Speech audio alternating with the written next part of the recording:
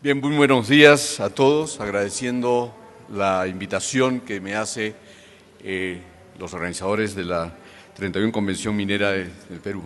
Quiero partir señalando dos detalles que son, me parece, relevantes a la presentación. La primera, agradezco que me hayan dado el título de ingeniero, no lo soy, soy biólogo de profesión, y esto lo menciono porque de alguna manera es interesante ver que un biólogo les va a hablar sobre normativas legales a un gran grupo de ingenieros geólogos o ingenieros de minas. Esto señala de alguna manera qué tanto se ha avanzado en nuestro país en la integración en una actividad minera de las diferentes profesiones en general. Y segundo, resaltar nuevamente que en el tema de nuestra minería, nuestros geólogos especialmente, son animales raros, por decirlo de alguna manera, porque somos sumamente optimistas.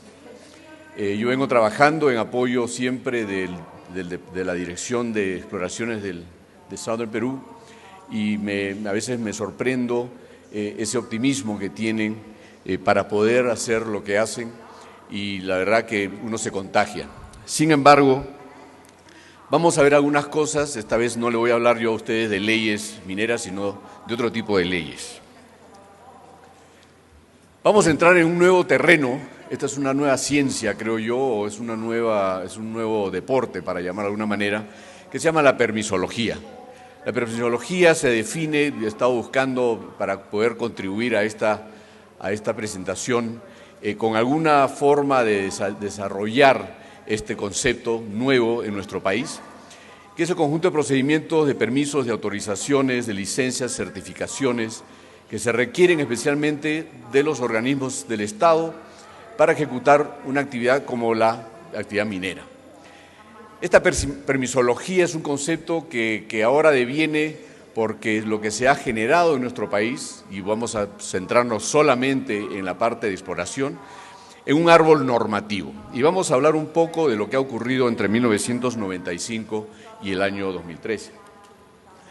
Para empezar, una de las cosas que resalta en todo esto es, y justamente creo que esa es la razón por la cual me invitaron a hacer esta conferencia, es que de alguna manera tanta permisología nos está empezando a afectar. El ingeniero Acosta lo señaló al terminar su presentación, en sus conclusiones, de que uno de los grandes problemas o obstáculos es justamente la generación de estos permisos que vienen siendo requeridos de la actividad de exploración. Le he resaltado acá y las siguientes 5 láminas, incluyendo esta, son solamente de hacer un derrotero de las diferentes normas que ahora gobiernan de alguna manera la actividad de exploración. Partamos por las primeras 3 que están resaltadas acá, que fueron la base, el corazón, si se quiere, de lo que ha ocurrido en nuestro país en los últimos años. Primero empezamos a ver cómo hacer que la actividad de exploración minera no estuviera descarriada por todos lados y entonces se promulga una ley sobre inversión privada en tierras del Estado y también en tierras de las comunidades campesinas y nativas.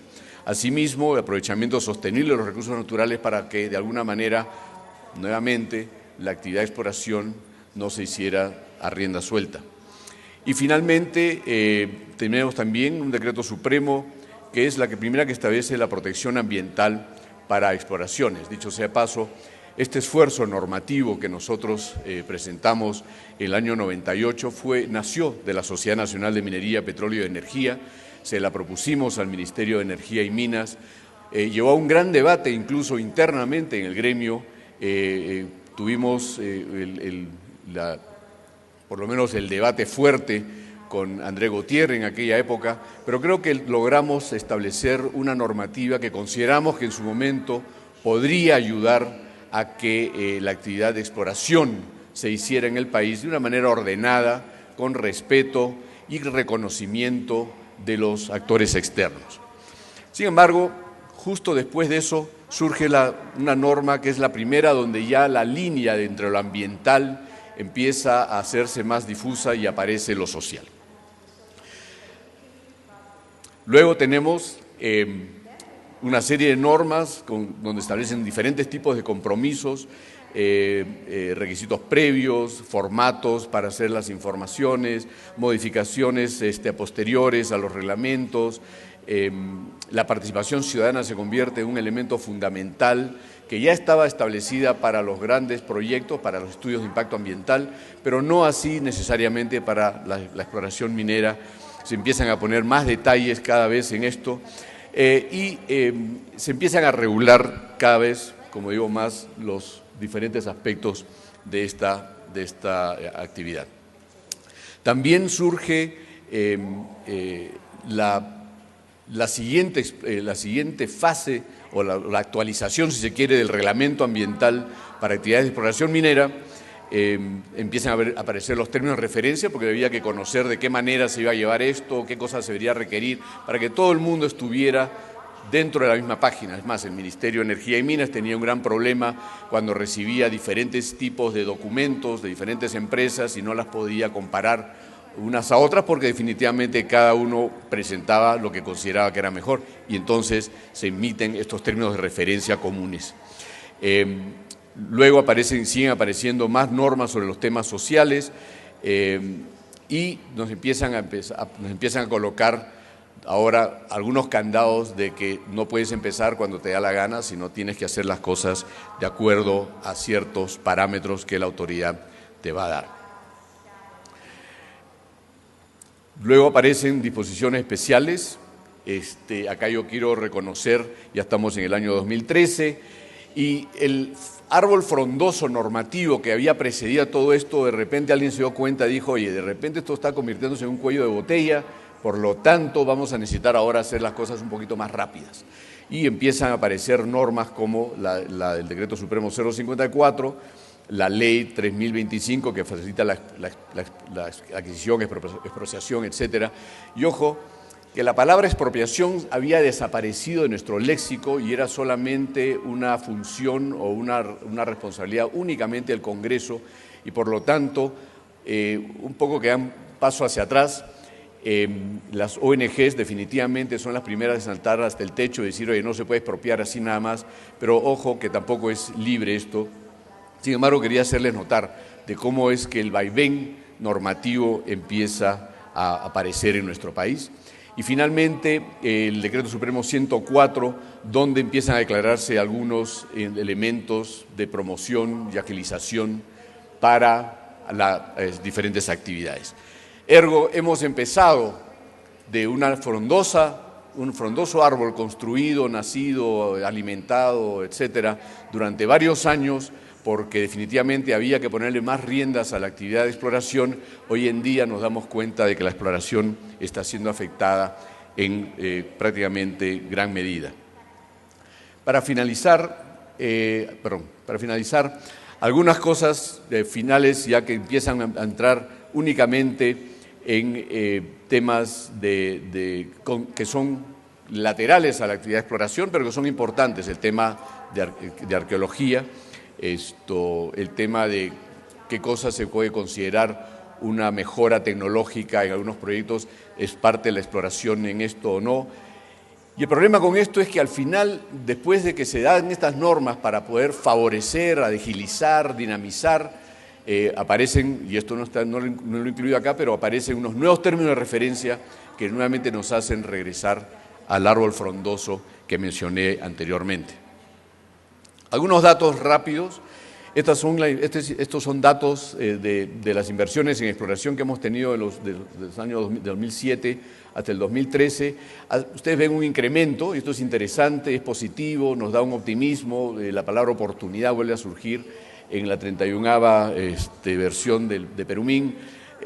Pero sin embargo, si uno se pone a ver el número que aparece en el 2013, por más que sea parcial, cuando uno trata de hacer un alcance hacia el resto del año, nos vamos a dar cuenta que no vamos a llegar al monto que teníamos en el 2012. Igual pasa con los derechos de vigencia solicitados. Se dio un incremento enorme en los últimos años, pero nuevamente el número que aparece para el 2013, si nosotros tratamos de llevarlo, y fíjense, para el año estamos hasta julio del 2013, de julio a diciembre del 2013, no creo que lleguemos a los 7.247 petitorios de derecho de vigencia solicitados, ¿no? Entonces, tenemos, primero, el periodo comparado fue de enero a junio del 2012 y el 2013. Hubo un incremento de 6% en el número de empresas que hizo exploración en ese periodo. Sin embargo, la mayoría redujo presupuestos destinados a exploración minera, y no solamente eso, sino también una de las cosas que ha pasado es que, como bien se señaló, las empresas junior empezaron a reducir, empezaron a mitigar sus intereses en exploración. Además de eso, hay muchos proyectos de exploración que hoy en día están en un momento bastante de descanso, si se puede decir, o en silencio, por los temas el tema de las autorizaciones.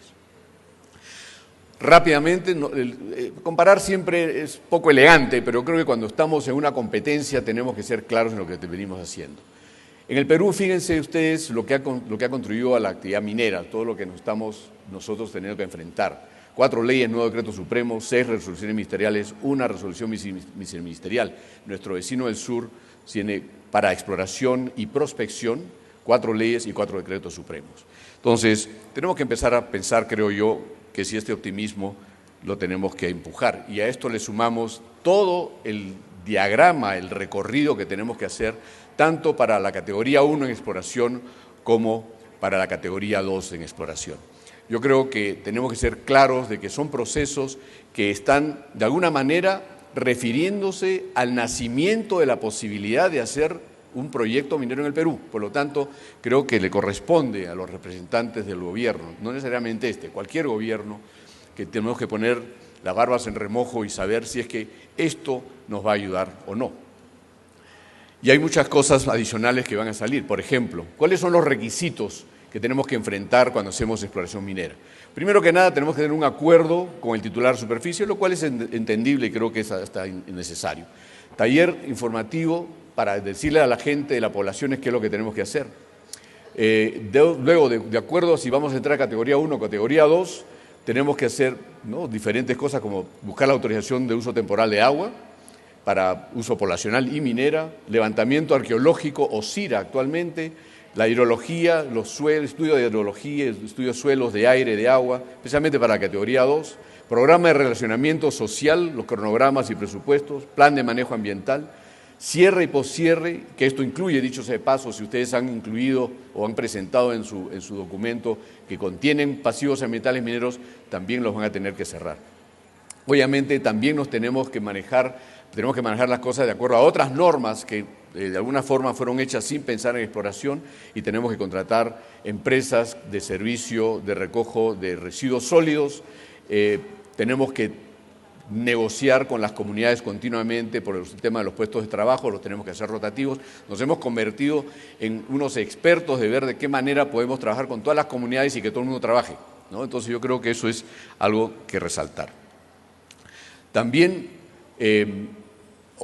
últimamente tenemos que tener una declaración jurada donde acreditemos que somos o tenemos el acceso al 100% de la propiedad del predio.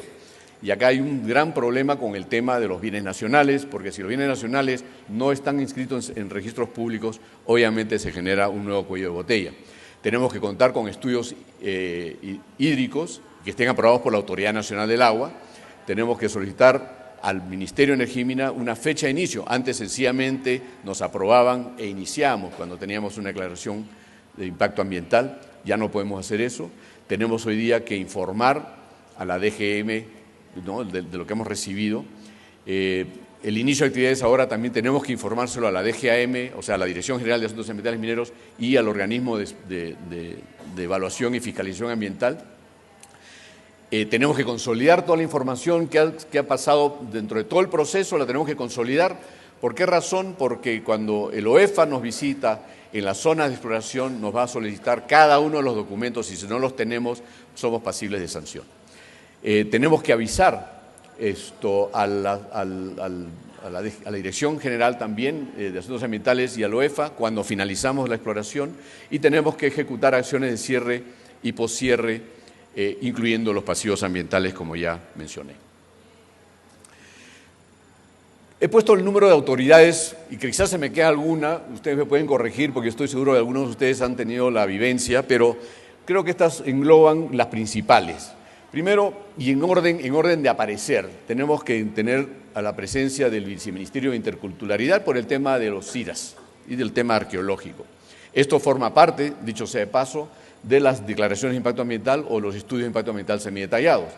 La Dirección General de Asuntos Ambientales Mineros, la Autoridad Nacional del Agua, la Dirección General de Defensa del Patrimonio Cultural, que es a quien le tenemos que presentar los estudios arqueológicos, la Superintendencia de Bienes Nacionales, si es que los terrenos, las tierras pertenecen al Estado, órganos de gobiernos regionales distintos, como las direcciones regionales de energía y minas, como la gerencia de recursos naturales, como las gerencias de medio ambiente, etcétera, los alcaldes, que muchas veces también pretenden tener injerencia en las actividades que realizamos, luego también la Dirección General de Minería, quien es al final la que últimamente nos dice cuándo debemos empezar a hacer minería.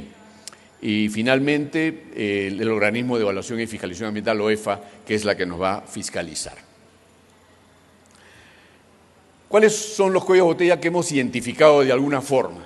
Primero, el tema del CIRA, el tema arqueológico, porque los plazos y condiciones para que nos emita la autoridad de cultura una autorización, primero que muchas veces se contradice con lo que está escrito porque no cumplen ellos mismos con los plazos. Segundo, porque los plazos del Ministerio de Cultura no son los mismos que nosotros tenemos en el Ministerio de Energía y Minas.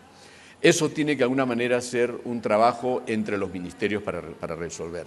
Luego también el sistema de evaluación ambiental en línea que ha generado el Ministerio de Energía y Minas. Yo creo que es un buen sistema, es un buen instrumento, pero todavía tiene una serie de elementos, de problemas que hacen que los documentos no avancen y eso hay que mejorarlo. En tema de agua, obviamente todavía tenemos algunos casos, bueno, varios casos en los cuales las empresas están todavía a la espera de las autorizaciones, de los estudios. El tema de extensión de cronograma, la Autoridad Nacional del Agua los entiende como si uno estuviera haciendo un nuevo estudio, el tipo de usos, etcétera, etcétera. Todo esto va pasando y no hay una conversación en línea desde la misma Autoridad Nacional del Agua hasta sus autoridades de agua locales, ¿no? Las AAA. Algunas autoridades locales, alcaldes, presidentes de comunidades, etcétera, asumen competencias que no les corresponden, especialmente sobre mediana y gran minería, y esto también genera muchos retrasos en muchos de los proyectos. Y el tema de inicio de actividades, hay un gran problema, porque la última norma que emite la Dirección General de Minería nos dice que ellos son los que nos tienen que avisar a nosotros cuando empezamos, pero no se ha derogado la obligación que tenemos los titulares de avisarle a la Dirección General de Asuntos Ambientales Mineros y al OEFA de cuándo vamos a empezar. Por lo tanto, conversaciones que he tenido con la DG me dicen, no, ellos se van a encargar de avisarle, pero no se ha derogado, por lo tanto, va a haber un doble aviso. Y esto también puede generar, de alguna manera, obstáculos para el desarrollo de un proyecto. Y hay un gran elefante en la sala, y que muy poca gente está hablando hoy en día especialmente para la fase de exploración. Y este gran elefante se llama la consulta previa. Y la pregunta acá es, ¿se nos aplica? ¿Se aplica esto a la fase de exploración? ¿Debería aplicarse a la fase de exploración? ¿Cómo se aplica? ¿Cuándo se aplica? Yo creo que esta también es una pregunta para que las autoridades sepan que tienen que trabajar muy fuertemente en que esto vaya a caminar bien, porque nuevamente, al árbol frondoso que les he presentado yo hace unos instantes, vamos a tener que añadirle algunas cosas más. Solamente para utilizar un ejemplo de nuestro otro vecino del sur, en este caso Bolivia, están considerando seriamente eliminar la consulta previa para la fase de exploración. Ojo, no estoy diciendo que esto es lo que deberíamos hacer nosotros, porque yo creo que acá va a haber un gran debate en Bolivia incluso, constitucional, porque si Bolivia, al igual que el Perú, es signatario de la Convención 169 de la OIT, va a ser bien difícil que puedan sacar ellos leyes donde puedan eximir algunas actividades. Sin embargo, vale la pena estudiar la experiencia.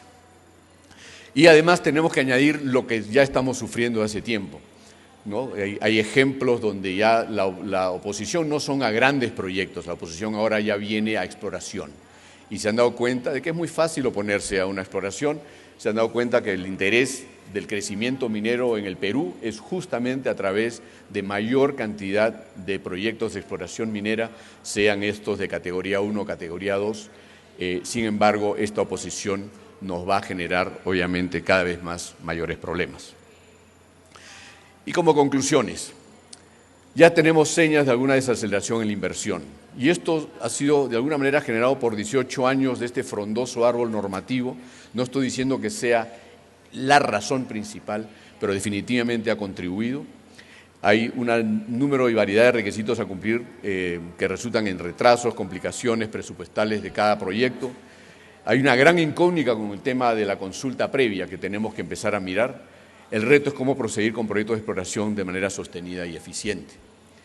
Y a esto quiero añadir, porque en verdad digo incluirlo, el problema es que no se trata de traer acá llantos, etcétera, y quejas, sino más bien presentar a este optimismo, decirle, oye, seamos optimistas, pero tenemos algunos temas todavía pendientes por resolver y tenemos que trabajarlos con las autoridades.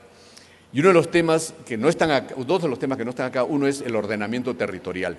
Y el ordenamiento territorial también se va a constituir en un gran obstáculo, un gran cuello de botella, porque hoy en día mucha gente considera que el ordenamiento territorial es una manera de excluir actividades, especialmente como la minera. Y en segundo lugar, la forma en que nuestro Ministerio del Ambiente ha venido generando estándares de calidad ambiental, que son normas para ver la calidad del entorno, sin mucha base científica. Y esto ha llevado a que hoy en día contemos con estándares de calidad ambiental para suelos. Y aquí yo le voy a pedir la ayuda a todos los geólogos y minerólogos que tenemos, porque en verdad, si uno lee esa norma, se va a dar cuenta de que poca ciencia ha influenciado en esto y nos va a llevar a grandes gastos, especial en exploración, a grandes gastos que nuevamente también se van a sumar a estos temas de cuellos de botella y de retrasos en proyectos que tanto necesita el país.